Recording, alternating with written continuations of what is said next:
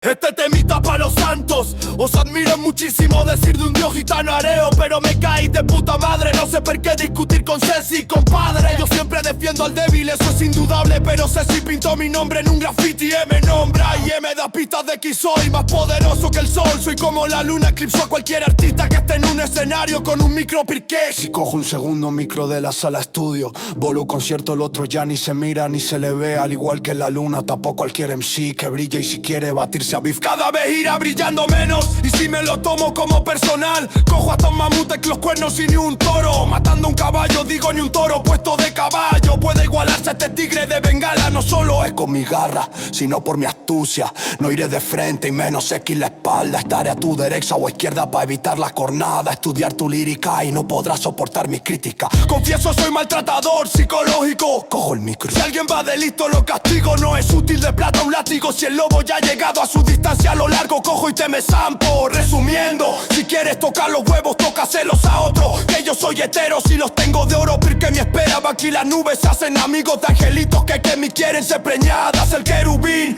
más poderoso del cielo, tierra e infierno. Está con este tema de extremo. Otro sábado dándolo todo. Hoy a la disco con mi americana de verano y sin nada debajo más que tatos. Con gran significado, mostrar texto citado.